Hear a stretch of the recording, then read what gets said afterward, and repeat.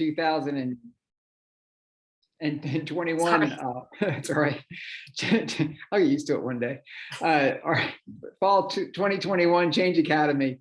If you're like me, well, I'll be totally transparent with you. I thought doing the comprehensive plan, when Marissa and I were talking about it, and I kind of thought doing a little book club almost around it would really help me. And I find that I understand things better. I go deeper. I see things with a different lens when I have conversations with other people about books.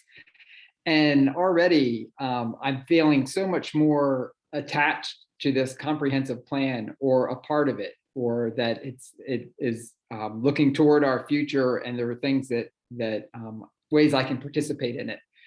And already after last time with Chris Chittum and Angela Penn's conversation, and Angela's kind of preparation, or Marissa's preparation for it, I already have a better sense of the structure for it. So I went back and read it, and read the next 3 sections for tonight. I felt, okay, yeah, I get this. I see how these things connect.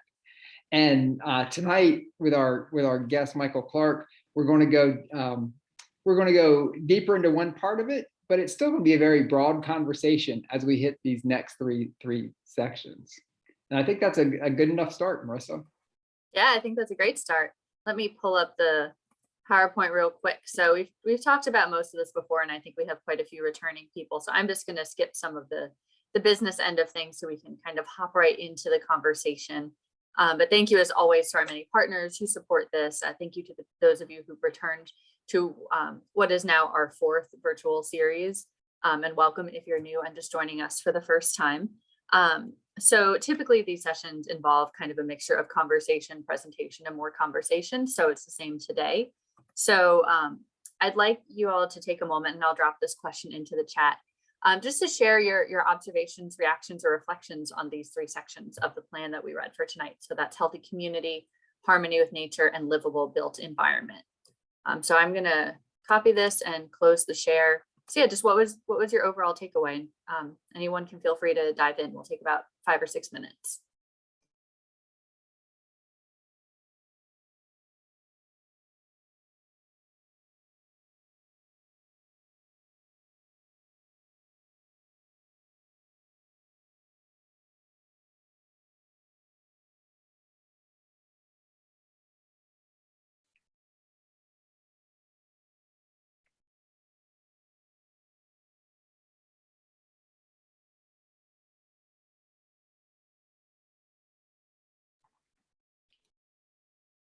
Can you hear me? Yes, go ahead. Okay. I worked on the harmony with nature section, and it was really interesting to see the whole thing pulled together, and how it was, there were pieces of it in the other 2 sections because they needed to be there. But it was really interesting to read the whole thing.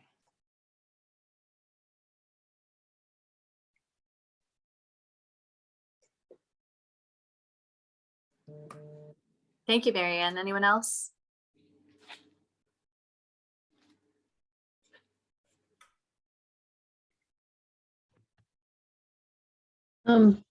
As a tree steward, I was happy to see that they addressed the tree canopy aspect of it. And I know as tree stewards, we try to make sure that we focus on the places that might not have as many trees, and the neighborhoods that have been marginalized in other ways, environmentally, economically, and other ways. Thank you, Anita. And there are a couple comments in the chat for anyone who can't see those, just related to trees. So Kathy said she's excited about the climate change awareness, and especially tree canopy and expanded recycling. And Ginger said, I too was surprised and saddened by the tree canopy loss. This is really good information for us to have. So Troy and Hunter, sorry, I saw y'all went unmuted. I saw a few different points throughout the plan where, I mean, normally in the plan, it seems that there's like an organization in mind or work that's being done. The plan identifies that organization. And so I saw a few points where there were particular action items identified that I know about organizations in the community doing work on those things, but those organizations weren't identified. So for me, looking at this as someone who's been doing environmental work specifically around food in the area for a bit, I'm kind of surprised, but sometimes not in the best way, and wondering how much the city is actually what its capacity is right now in terms of listening to some of the community members and whose voices are getting left out, especially if there's direct alignment with what the city says, this is what we'd like to put forward. And groups who've been on the ground doing work in those areas for, close to a decade now.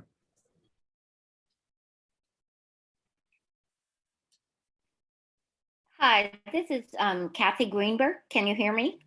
Okay. I too read the tree canopy stats with great interest, and what I have been involved recently in trying to defeat a rezoning, and had to go before Planning Commission and City Council. And I have to say, honestly, I'm not sure that the Planning Commission and City Council understand this part of the strategic plan. But I thought it was wonderful and very very much needed. But I'm curious how we educate those folks who may end up having the most to do with it.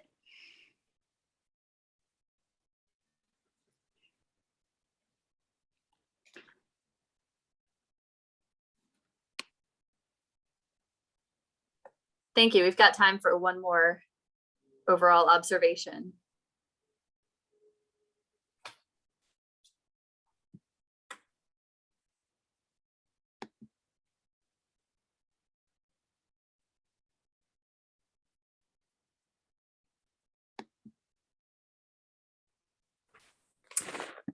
Well, I grew up in suburban Chicago, and my family has come from other urban areas, and my children went back to live in urban areas.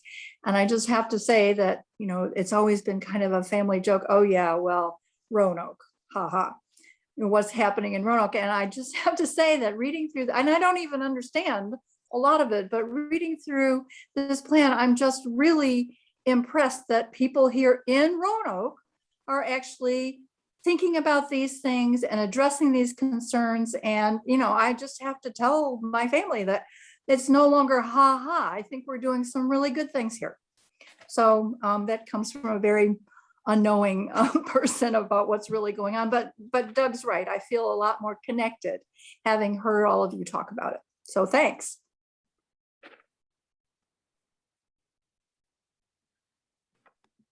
Thank you, Jane. I think that's a great point from which we can transition into our next portion of the session. So now we're going to have a little bit different of a format from if you were here last week. So Doug and I have thought of, mostly Doug, have thought of some really insightful questions that we're going to ask Michael.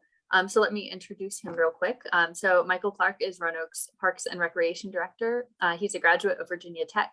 And before he came to Roanoke in 2007, he was in Montgomery County's Parks and Recreation Department, working up to becoming director there. And he has been the director of Parks and Recreation here in Roanoke since 2016. So thank you, Michael, so much for joining us today and being a part of this conversation. Is there anything you want to say before we start asking you things?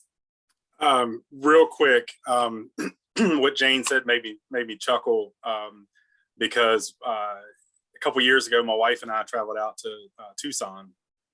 We wanted to visit Saguaro National Park. And when we got out there to stay at an Airbnb, the lady who owned the home, she came out and introduced herself, and she apologized. She said she hadn't had an opportunity to really see where we were from, and she wanted to ask a lot of questions. So she asked us. We typically, when we're traveling out west, we just say Virginia. We leave the town out of it. And then she pressed, and she said, "What part of Virginia?" And we said, "Well, Southwest Virginia, kind of a mid-sized city, Roanoke." And she looked at us, her eyes got real big, and she said, "I go to Roanoke all the time." And I caught myself, and I shouldn't have said this, but it was a gut reaction. I said, "Why?"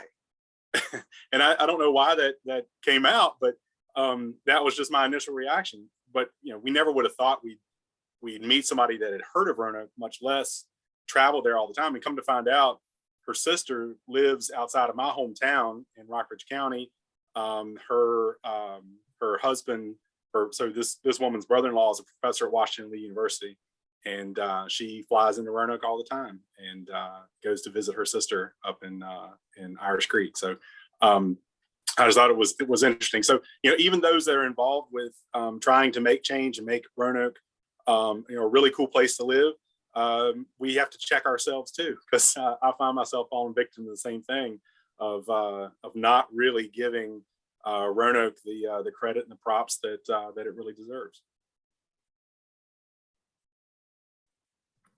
Yeah, thank you for having me tonight. I really appreciate it.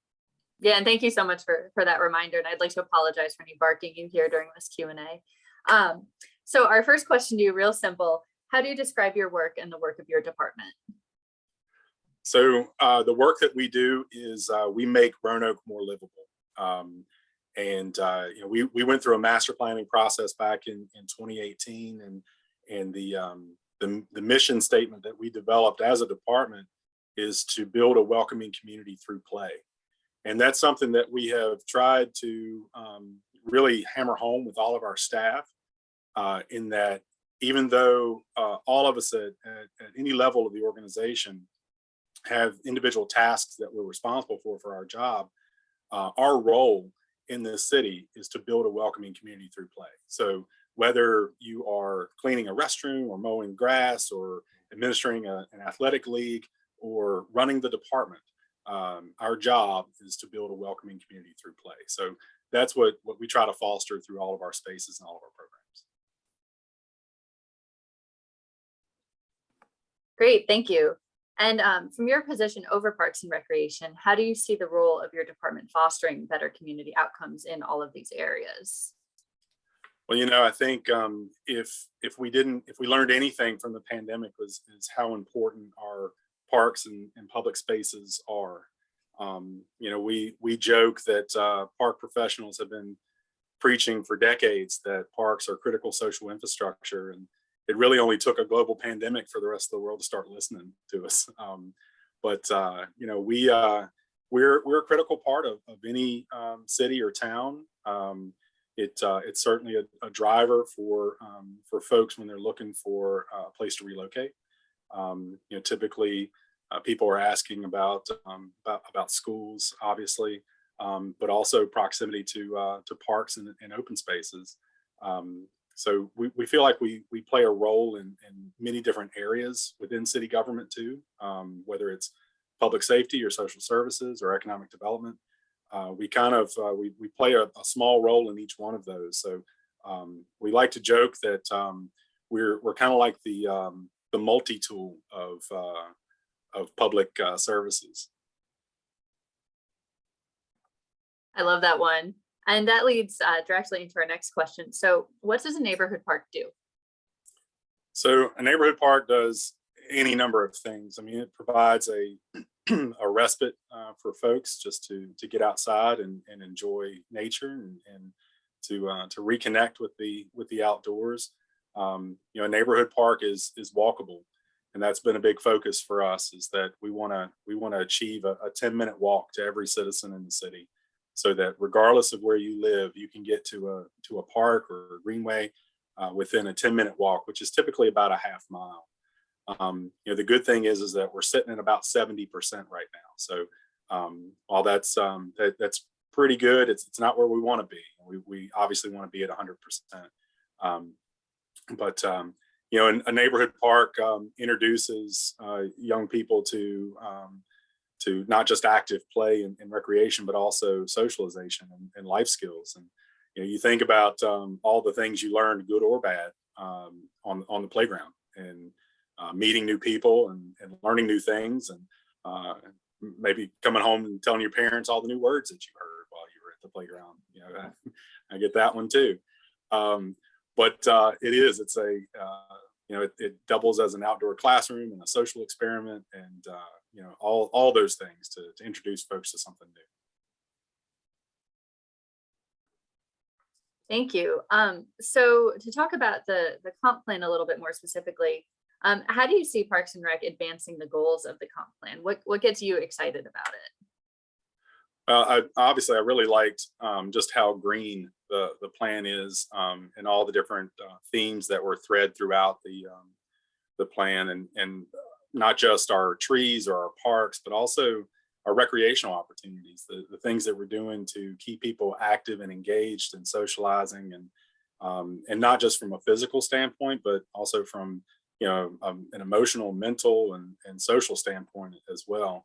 A lot of folks have talked about the tree canopy, and that's really important to us. Urban forestry is a unit within our department, and that's something that we've been trying to make strides towards, to achieving a greater tree canopy, and really taking care of the trees that we have. And unfortunately, we find ourselves too often kind of chasing our tail a little bit, just putting out fires here and there, and not really being able to focus on a lot of the preventive maintenance that could help us on the response end. So that's why organizations like Trees Roanoke, that came out of Tree Stewards, which was a program we started a couple years ago. It's so very important to have that network of volunteers to help us with those tasks, because that's really the only path to finding a sustainable method of being able to address this tree canopy and keep it where it should. Fortunately, we're at a point where we're replacing about as many trees as we're losing each year.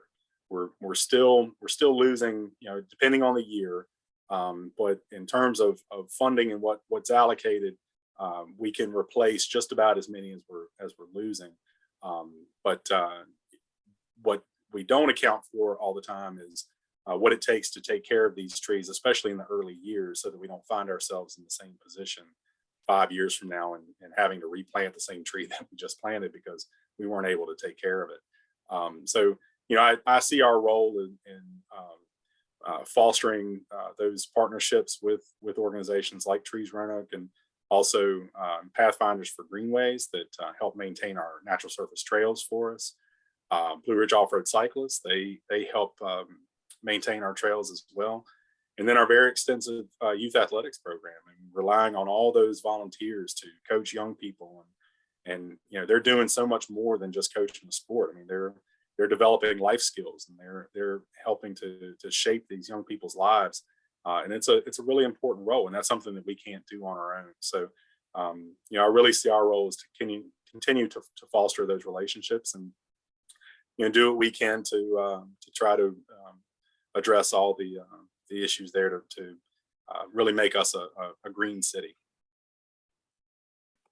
I think I have to say that one of my coworkers coaches a football team, and he is the coach of my other coworker's kid. So there's a lot of football talk happening right now, and it's really great because we're hearing about how her son is making touchdowns and just everything that he's going through and learning, and it's really fun to hear that. So that's a great element of it. Your department has been working on a Parks and Recreation plan. So how does the comp plans focus on equity inform the Parks and Rec plan? I feel pretty fortunate with the park system we have. It is a very dated park system. It's old. We have a lot of old parks. Our earliest parks date back to 1906, and our oldest rec center was built in 1907. So the placement of those parks, I feel like at the beginning was done fairly intentionally. There are some others that were done a little haphazardly.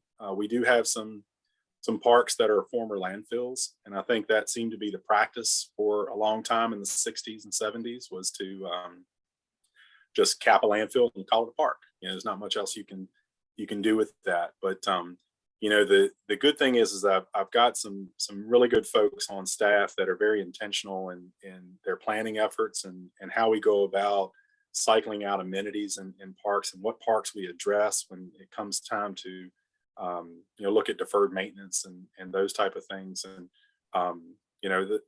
when we created this master plan back in 2018, the largest departure from the way we had crafted plans in the past was rather than have centralized engagement meetings, we typically have it like at the Birdland Center or at the Jeff Center or something like that, and then expect everybody to come to us. The approach we took this time was we went to the neighborhoods, and we took those engagement meetings out into 4 different areas within the city that were all fairly centrally located within a handful of different neighborhoods. And we got so much better engagement from folks because it gave them an opportunity to really share with us things that they wanted to see in their particular neighborhood. And we really learned how walkable and how close knit our neighborhoods are, and that allows us to then focus our efforts into addressing the things that folks are really looking for. Oftentimes a voice can get drowned out in those large gatherings in a centralized downtown space. So this allowed us to really focus in on, okay, well, what are the needs of the folks in and around Melrose Rugby neighborhood or in and around Belmont Fallon? All the different areas that we went to, and what we found was that it varied from neighborhood to neighborhood. And park planning and cycling out those amenities is not a one size fits all approach. We have it's really taking the knowing the difference between equality and equity. We could take an equal approach to thing and just say, what, we're going to put 5 baseball fields in every part of the city. Well, that way we're being equal. Everybody's getting the same thing, but not everybody plays baseball and in different parts of the city. So maybe instead of 5 baseball fields in one spot, we need to have 4 soccer fields, or maybe some more basketball courts, or the latest thing is pickleball. That's probably one thing that I feel like will probably go citywide is pickleball. Yeah, just as a side note, I had 52 pickleball players show up at my last Parks and Rec Advisory Board meeting advocating for more pickleball courts. So if there is a citywide amenity, it's pickleball and playgrounds. But anyway, through the development of that plan, really gave us a firsthand look at what folks in individual neighborhoods wanted, and that allows us to take a more equitable approach in how we're planning parks and planning amenities and even planning programs as well. And when we price our programs, we've always taken a kind of an across the board approach to pricing. And even though we have a scholarship program for those that can't afford it, oftentimes that program in itself is a barrier. So we're looking at ways that we can take a more equitable approach to pricing our programs as well, so that we can focus those resources on areas that truly need it. Thank you. So we kind of got into this a little bit, but in the past, this group has talked about Ibram X. Kendi's How to Be an Anti-Racist. And we had conversations then about de facto racism versus de jure racism, and how people tend to use de facto racism as like a remnant of past injustice and becomes like, well, this is how it's always been done. Could you give us an example of how some of the day-to-day decisions in your department are helping to address these inequities? Sure. I'll tell you, the how it's always been done is a really tough one to get past, especially when you've got some folks that are, lifers here in Roanoke and have worked for the city for, 30, 40 years. And you get folks that are really stuck in their ways, and it's a tough one to crack. It really is. And we struggle with that, quite a bit, just like I'm sure every city department struggles with that. But what it comes down to is us just identifying, where are the gaps, where are the needs, and how can we shift resources to fill those gaps and address those needs. And typically when we're programming stuff, we're looking 6-9 months down the road on for programming to get things established. But what we learned through the pandemic is that even with that kind of planning, we still have to be nimble through there. We have to be able to adapt and adjust. And I think that as we get feedback from folks that participate in programs or visit parks, we look into how can we tweak a program or service to better serve a particular area. And it's not just making decisions citywide. We're looking at more of a micro approach, and then what changes do we need to make in this particular park, in this particular area, that can better serve our residents there. So, it is something that we're aware of, and we don't always get it right. I think that's a part of the process too. But we are very intentional in the decisions that we make, and try to shift those resources where the greatest need is. In our last session, Chris Chittum was talking about how the city has been implementing equity measures into the budgeting process, as I know you're well aware. And one of the things he said was that by making this a policy, it causes then thousands of little decisions to be made down the line. So it's interesting to hear you then saying, these are the sorts of decisions we're making. What are the biggest challenges you see to us reaching our goal of creating a healthy community that's rooted in a livable environment that's in harmony with nature? To kind of combine all three. It was really interesting reading the notes from the last meeting, because when I looked at this outline, the first thing that popped up to me as a challenge, and it's not just a challenge with my area, but I see it as a challenge as a whole, is how Virginia classifies cities. And it really hamstrings us from any type of real growth. We're set. We're as big as we're going to get for the foreseeable future. And it's almost like a competition, even though we all say a high tide raises all ships, and we know that an investment in Roanoke County is good for the city and is good for Salem and everything else. But the fact of the matter is, I want to see that development in the city, so that we can raise the services that we have here. So it creates this competition that I think is really unnecessary, and you don't see that in other places. The reference was North Carolina. I think somebody in the notes was talking about the rate of growth of North Carolina cities versus the rate of growth in Virginia cities. And you take places like Charlotte or Greensboro or Raleigh, those places have exploded because the way they're set up, what's good for that city is also good for the county around it. So they're all growing together. So I see that as kind of a challenge for us, and knowing that a lot of the things that we're dealing with on a daily basis are quite different than what the county may be dealing with, or what Salem is dealing with. So trying to get the region, I guess, on the same page to address our social, environmental, conservation needs. That's really where I see the biggest challenge. I think we've got, at least from an organizational standpoint, I feel like we've got the right people in place. We have some well-meaning, well-educated, hardworking folks in the right positions to affect change, which is good. And it really is an exciting time to be a part of the city. We've certainly all experienced some downtimes over the last decade or so, and I think this initiative that we started about 10 years ago to really brand the outdoors and to take stock in our natural assets, I think it's done more than just be an economic development tool.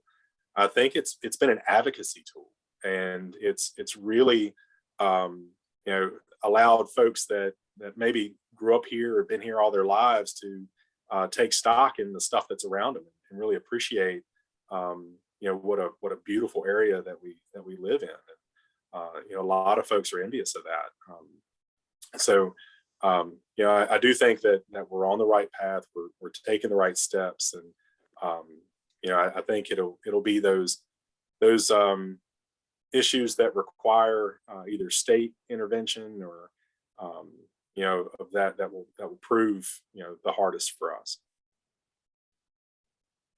Yeah, thank you for bringing that up. So it was definitely a point of discussion last week. I think just thinking about what limitations are on the city, given, as you said, we have so many of the right people in place.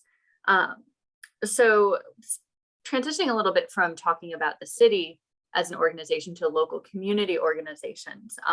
The Kiwanis Club is an example of a civic group that's been organized to help advance community goals, like their work developing the new All Abilities Playground outside the Melrose Library.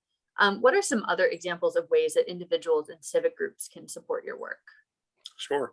So, as I mentioned earlier, we work with any number of volunteer organizations, from Pathfinders for Greenways, Trees Roanoke, Blue Ridge Off-Road Cyclists, the Civitans, the Ruritans, Kiwanis.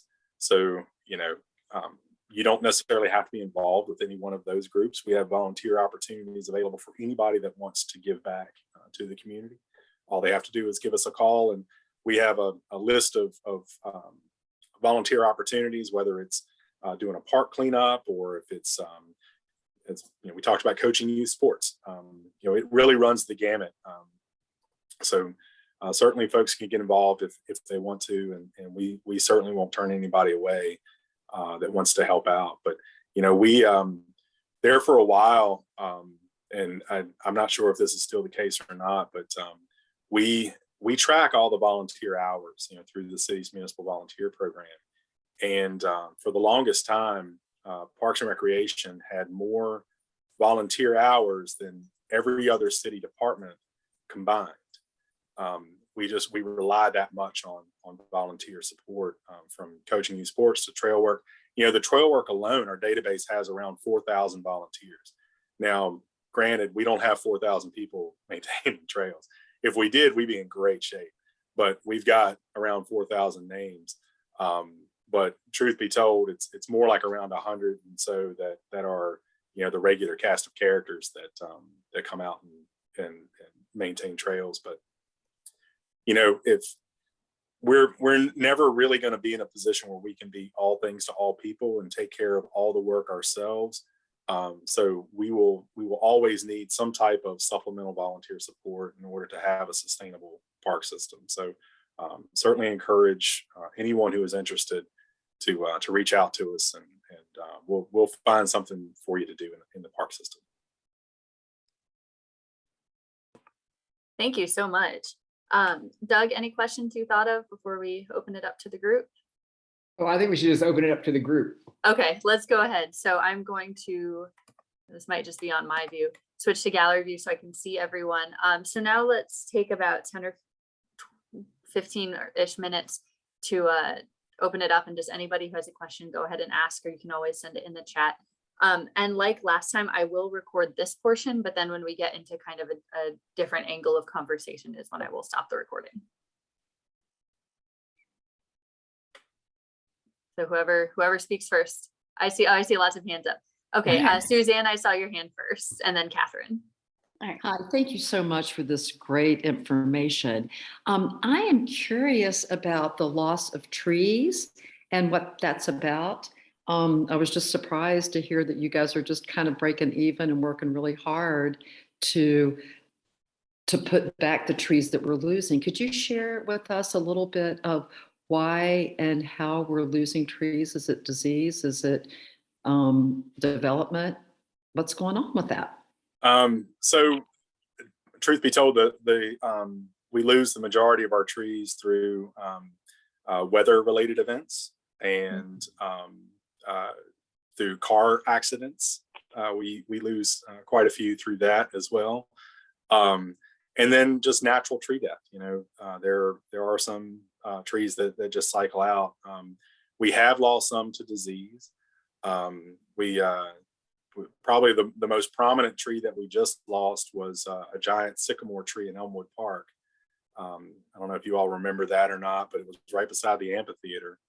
And when that stage was built, around 70% of the root system was removed from that tree.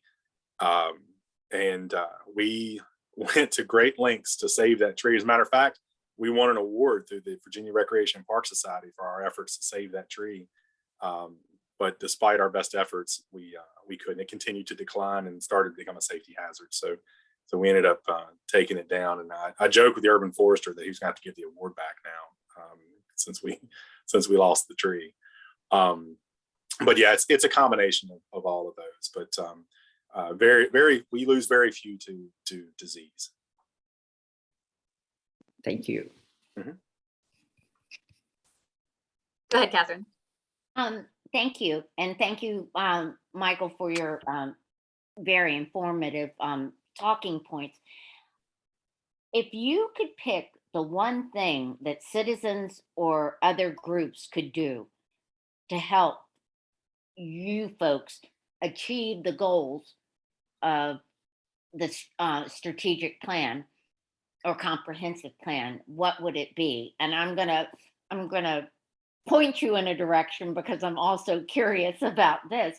You know, this is the second time we've heard about independent cities, and I know most of you know, like, there are like 41 independent cities in the US and 38 are in Virginia. So we're the only state that's still left with these. And I'm curious if that is truly the big issue here, that we need to somehow get the Commonwealth to address in order for us to move forward. Yeah. Sorry. He's excited too. The welcoming committee. My wife and daughter just got home, so I got two really loud dogs. So I apologize. So, you know, the easy answer is advocacy, funding, that kind of thing. But you know that I'm not going to say that. My big thing, what I look for from citizens is ownership. I want more citizens to take ownership of their neighborhood parks, those parks and spaces that are within walking distance, so that, you know, when you see a piece of trash on the ground in your neighborhood park, you pick it up and you throw it away. Or if you see somebody doing something there that they shouldn't be, you either, you know, approach them or you know, call the police and have them address it. I think too many folks just turn a blind eye to things they see in parks and public spaces. That the biggest thing that would help us is just that increased ownership of public spaces. But yes, addressing the independent city issue at the state level would be fantastic. I grew up in a very small independent city that had its own school system, its own courts, its own everything, as did the independent city right beside it, as did the county around it, and such an enormous waste of resources. So that definitely needs to be addressed. Okay, thank you.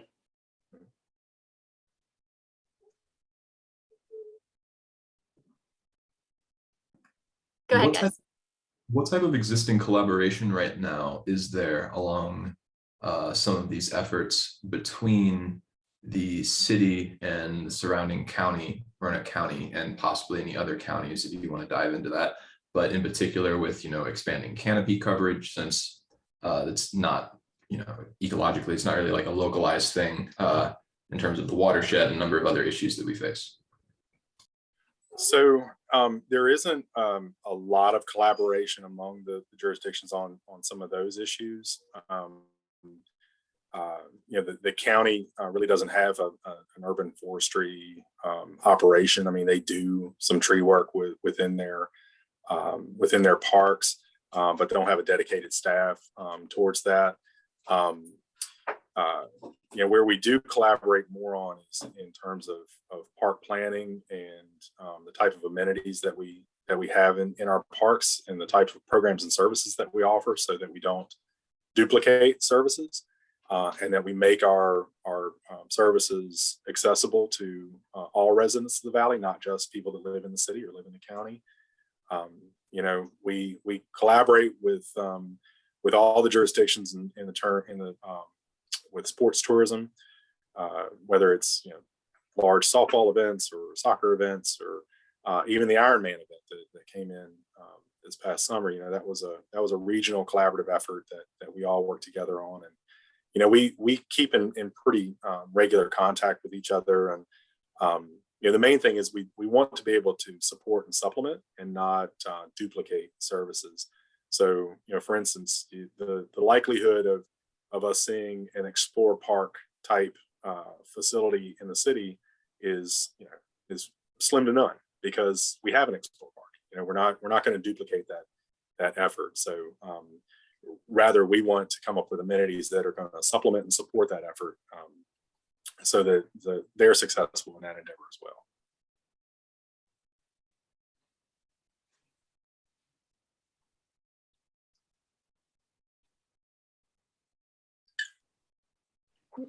Michael, I'm interested in of course, the city has a plan like this, and the next step, of course, is, and it's not like the next step, it's happening already. It's happening even when the plan was being written, but the implementation side of it and kind of organizing to meet the goals. And you mentioned the number that you're at 70% of the neighborhoods that have the park in a safe 10-minute walk for them. How do you organize to address that next 30% on something like that? Well, it's tough because we're in a position where we've got a lot of deferred maintenance within our existing parks. So we have to address some of those issues before we start expanding the park system. So unless there are some things that we can do, they're on a smaller scale. So we do smaller park development that doesn't really take on a lot of extra maintenance or add to the deferred maintenance cycle, then we can start chipping away at that 30%. But ideally, I'd like to find myself in a position where we have a dedicated fund for deferred maintenance that's separate from capital development, so that we can kind of work in parallel with that. As we're addressing the old stuff, we can still add to the park system. But when you do that, you still have to make sure you're having steady growth in your operation side too, to adequately take care of it. Because like I mentioned with the trees, if you don't, it's great to have a robust tree planting budget, but if you don't have the operational support to care for those plantings, you're going to find yourself in the same vicious cycle over and over and over. So I'd rather address it the correct way on the front end, and kind of tackle all those things together. But our primary focus right now is that deferred maintenance, and we heard that overwhelmingly from citizens during our master plan development, and said they want us to take care of what we have. And as opportunities present itself to add to the park system in a sustainable way, we'll do that. And here's the next question. I think that's enlightened input from citizens to say, hey, let's take care of what we have. But it's not the sexy thing. It's not the thing that's going to get people all excited. So how do you kind of promote and point out that the services and the things that are required on that ongoing basis?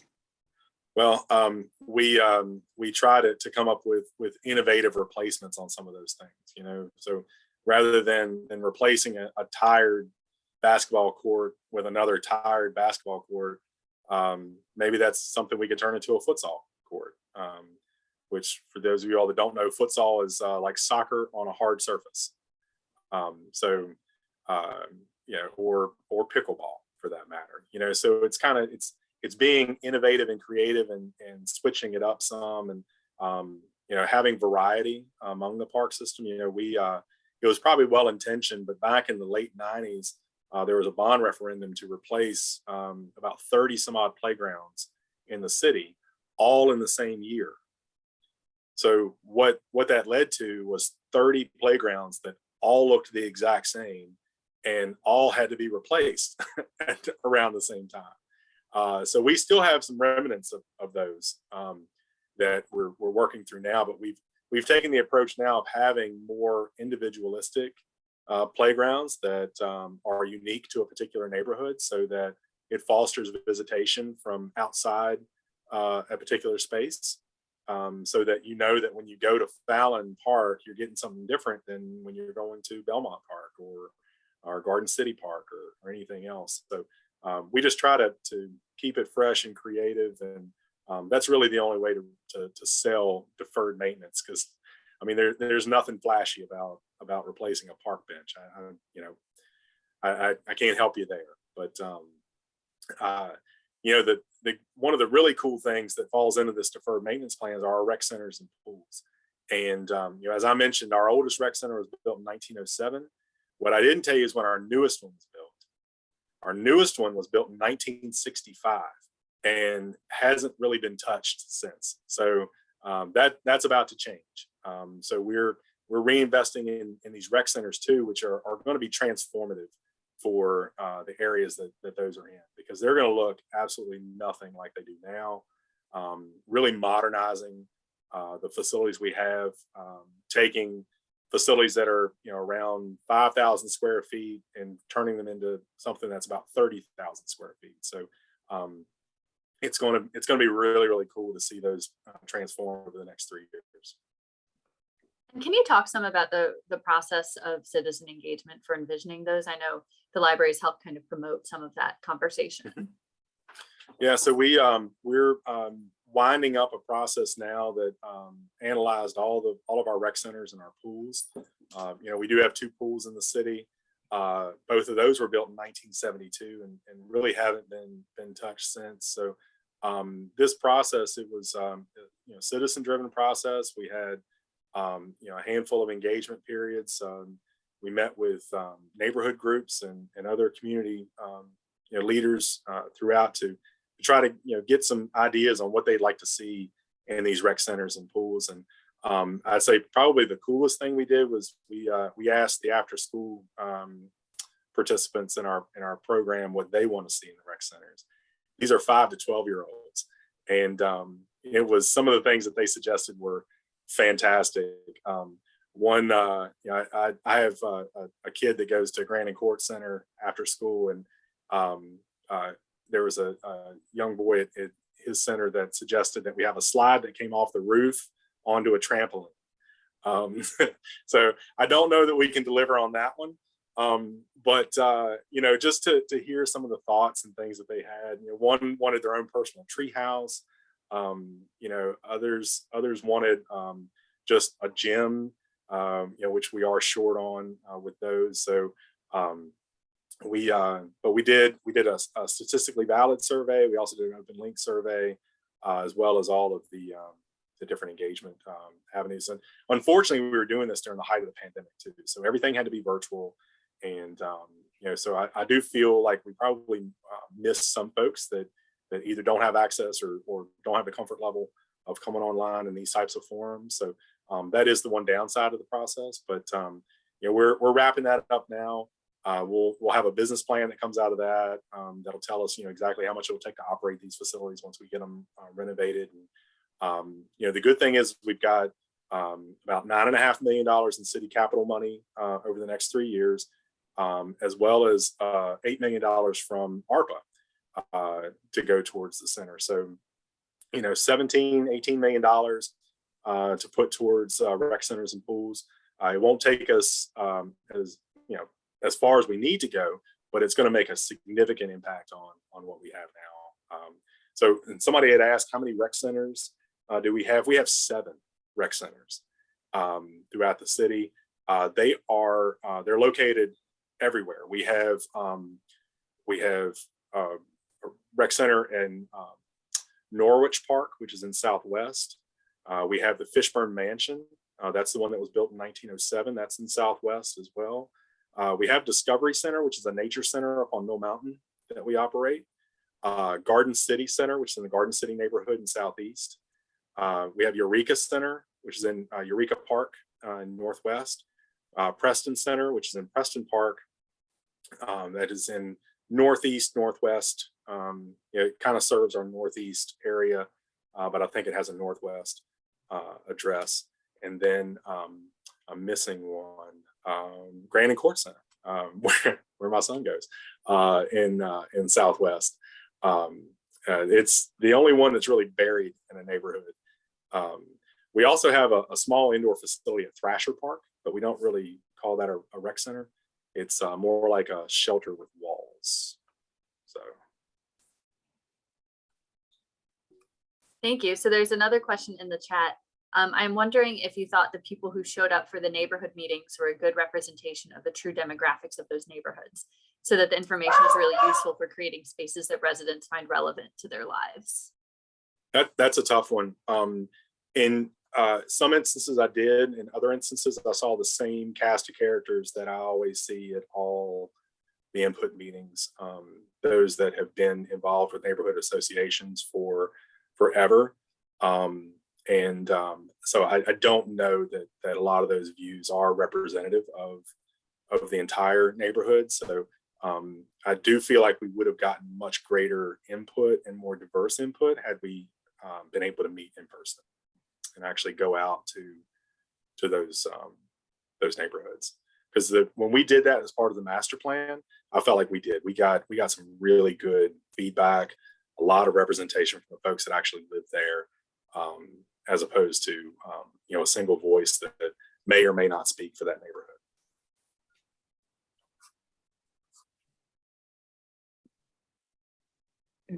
I just want to pull out one thing that you mentioned before, and that was the reinvestment in facilities, and the deferred maintenance, and putting something kind of shiny and new and an attractor that's unique to that neighborhood in a facility.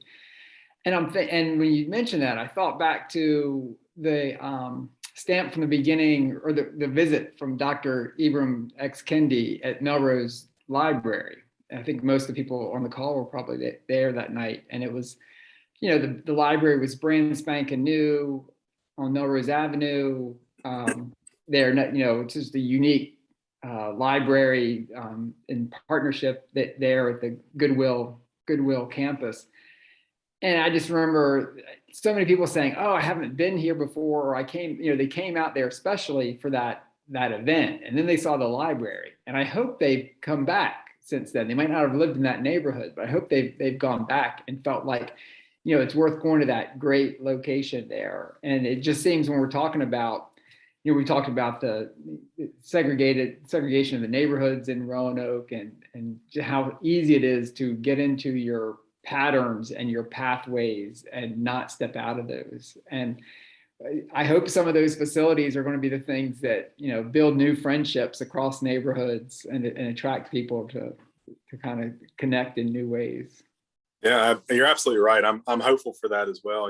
Another thing that I've noticed is some almost geographical biases that we have. And what I mean by that is that I hate to hear somebody say, "But that's so far away." Whenever we offer programs at Garden City, that's one of the comments we get back, is that it's just so far away. It's just so far to get to.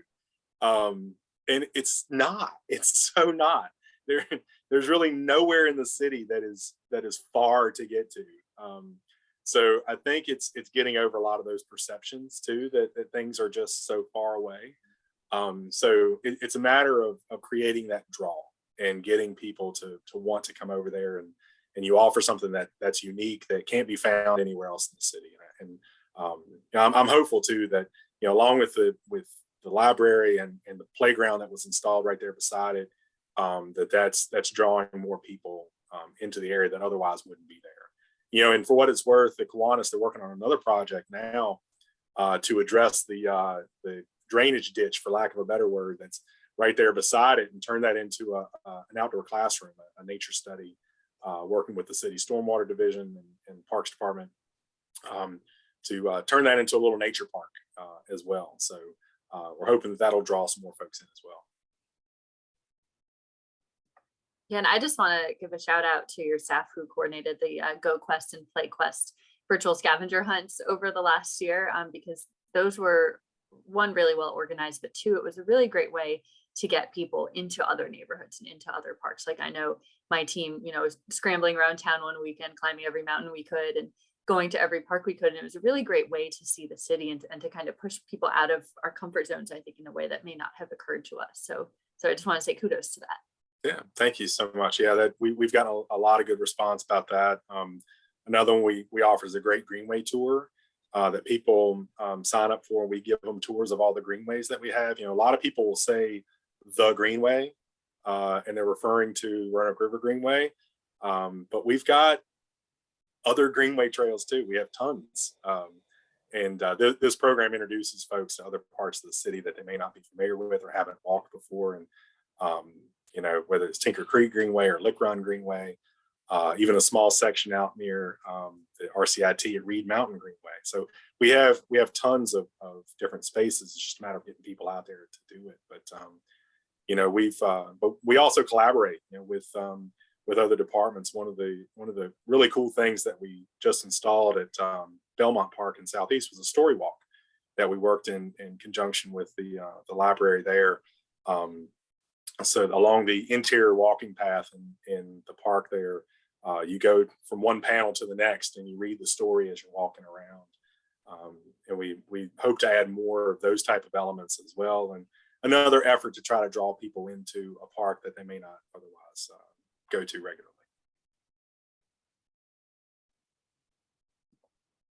Thank you. We have time for another question or two if anybody wants to hop on. Does anybody know how many parks there are in the city?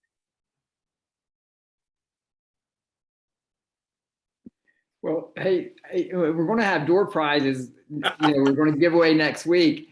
And it could be that the closest one to it could win a subscription to the Roanoke Tribune. Oh, there you go. Just saying. Yeah. We can save that for later if you'd like. Oh no, I think we should play it right now. I love it. Yeah. Game. Oh, Anita? Yes. well, on the plan it said 60.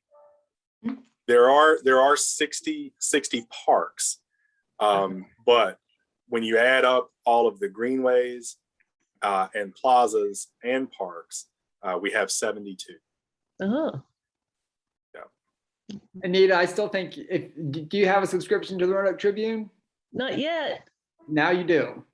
That All was closest right. to win.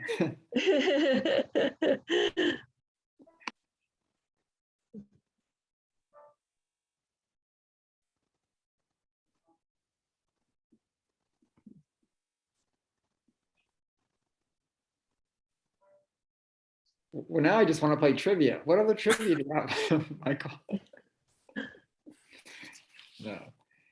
No, that was terrific. And I feel like going deep with the role of Parks and Recreation took us into all three of these sections that we talked about a little bit. But I want to ask if anybody saw any specific strategies around healthy communities. The healthy community strategy. You talked a lot about harmony with nature, kind of with the trees and such, and then livable built environment. Did you see any crossovers with Parks and Recreation, or did anything else jump out at you that could be a potential strategy? And Michael, will also let you, if you want to address any other specific ways that you see that Parks and Recreation acting in those areas. So, I mean, as far as I think something very important is, we talked a little bit about how we're improving existing parks because they should be accessible to people. I think we probably maybe listened a little bit more to the 70% of people that have access to the parks as opposed to the 30% that do not. And I think we could probably utilize our parks a whole lot to tie into some of the stuff that we're doing health-based, because a huge topic that I'm focused on because I'm in pharmacy professionally is community access to healthcare. And so a thing that we haven't talked a whole lot on is, setting forth these community actions to have a structure to where we educate people about, healthy living, clean access to foods, like what they should be doing diet-wise, how to manage, diseases like cardiovascular disease or diabetes, stuff like that. And I think, obviously an exercise component's a huge part of that. So having accessibility to the parks for those folks, which are primarily in Roanoke in those underserved communities that we see over and over again, because they have poor diet, poor access to things to do exercise. So they tend to live like a more sedentary life with poor quality foods. And so you see a whole lot more of those issues in communities that currently are desperate and don't have a lot of the access. So, looking to expand into that and to get them easier access, and whether that's through the park system itself or through improved transportation, because, the hub and spoke design of our bus system is not ideal for a lot of people, nor is the operating time frame that it, has, because a lot of people, by the time they're off work and done with things, buses don't run anymore, so they can't get to these areas. Mm-hmm.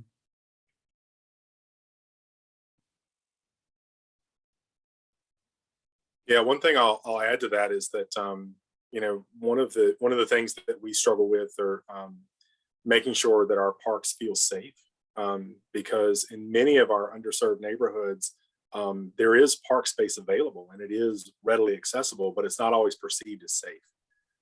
So that obviously is a barrier to visitation. So working out ways that we can address security and and in some cases, folks may not know that there's a park space that's just 2 blocks from their house, or in some cases may not even know it's a park, or the fact that all of the schools are accessible when school hours are done.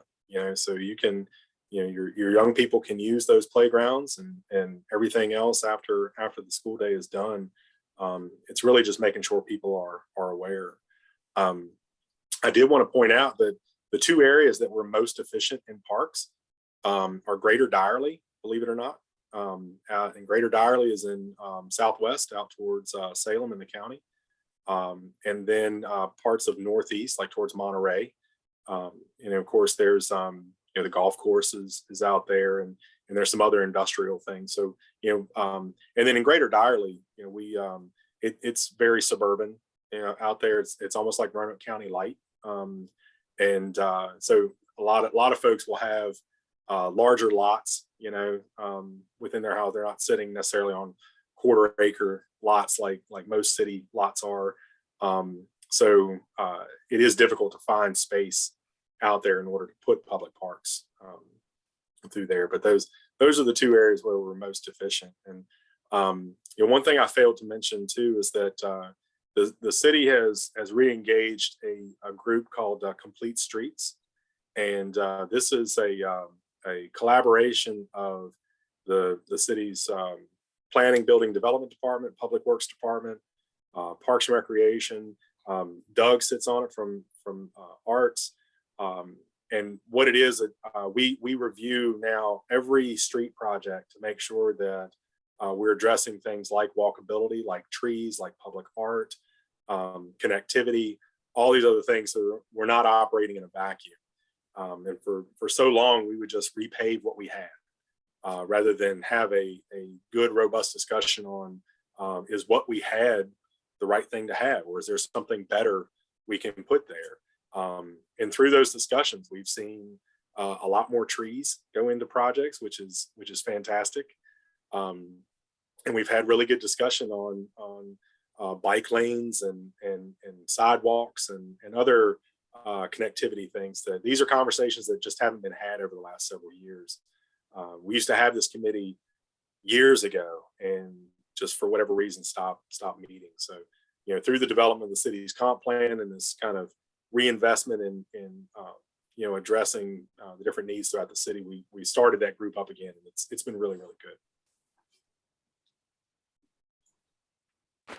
I had a question about, especially with the wellness, there are stations, exercise stations on the greenway behind, like Black Dog, and I think there's some in the Salem Park too. I just wondered, I mean, they seem like a really good wellness solution to me. Are they used heavily, and is it something that we could have more of?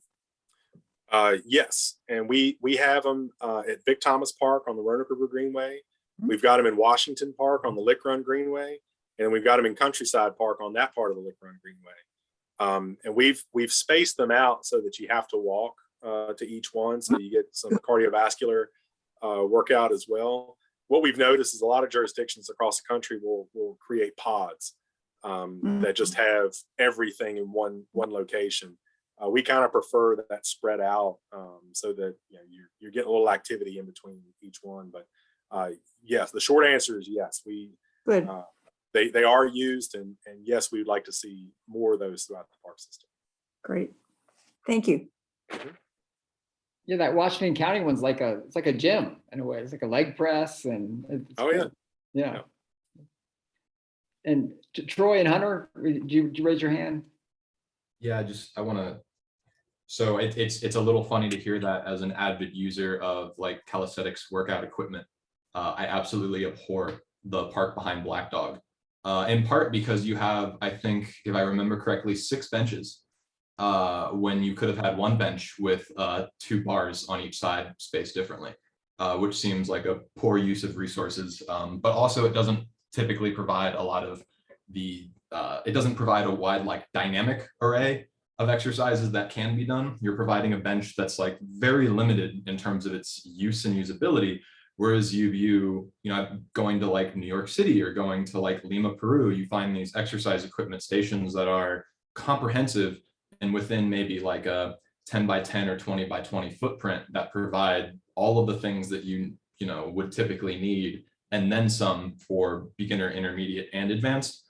Whereas I live right by Washington Park. I go up there all the time. I find that there's, a few pieces of equipment that again, don't really, I can do maybe like a third of the workout that I like to do when I'm out there on that equipment.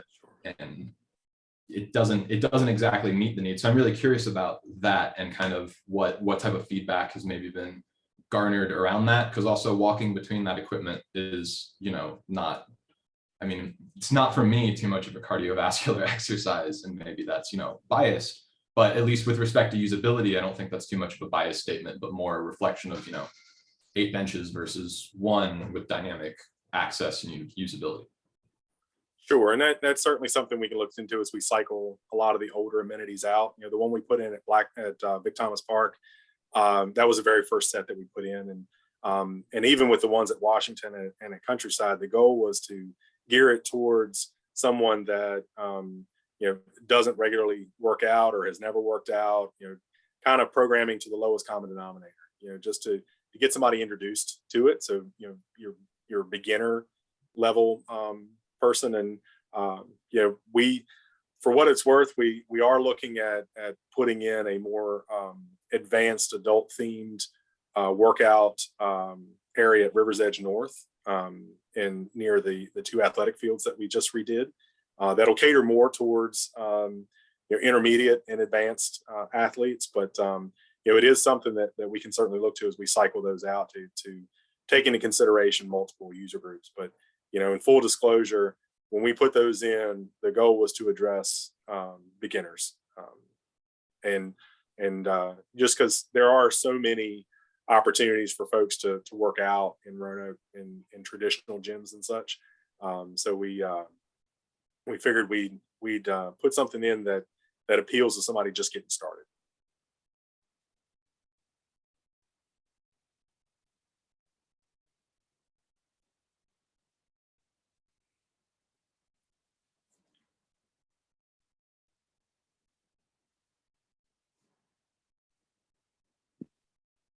I told you about my facilitation tip, right?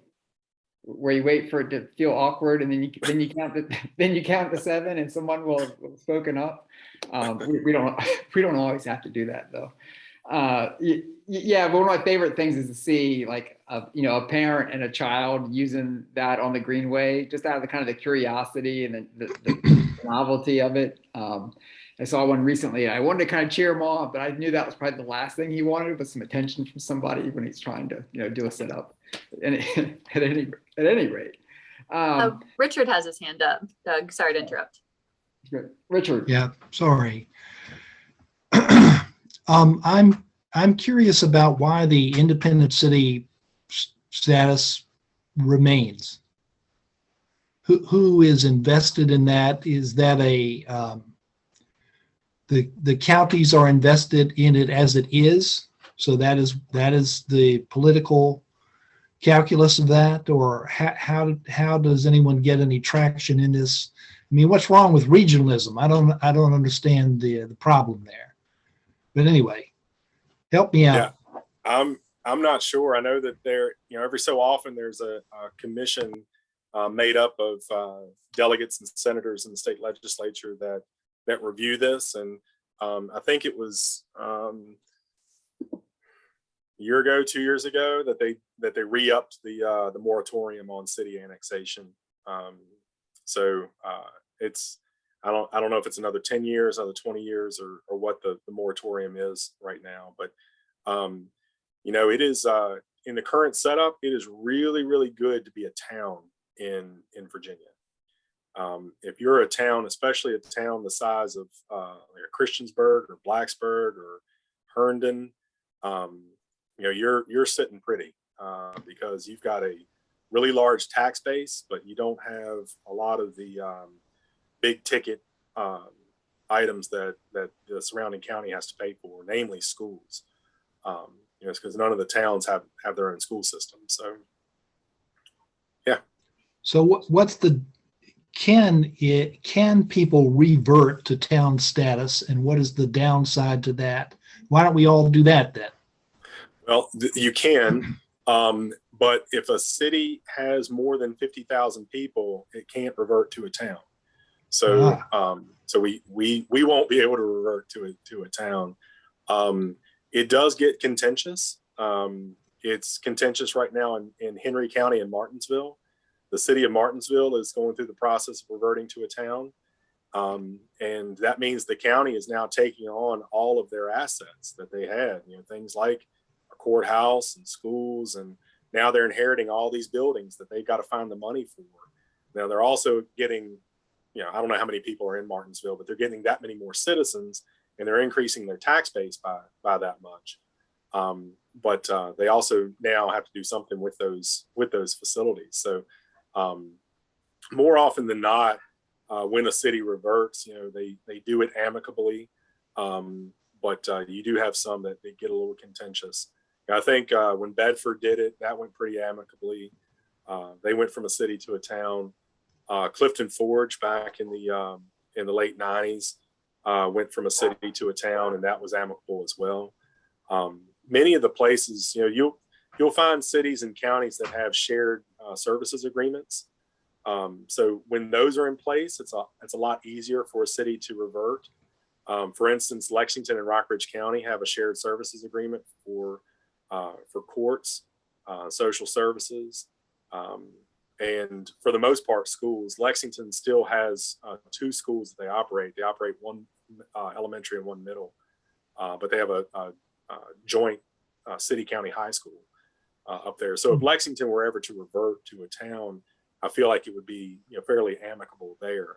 But conversely, you got Buena Vista that's right there beside it that has their own social services, their own courts, their own schools, their own everything that the county would, if they reverted, the county would then inherit all of those services. So that one you could see getting a little contentious. But yeah, if you're a town in Virginia, you're doing pretty good. So there's- Go ahead, Catherine. I'm sorry. So that means then that annexation is the only route for a city the size of Roanoke? Well, and there's a moratorium on annexation. Right. Yeah. No, I heard that, but Yeah. and thank you. But moratoriums can always be dispersed of. But I'm trying to understand what's the resistance to this, and you may not know, and this may not be an appropriate forum for that question. I think preserving counties and rural character has a lot to do with it as well.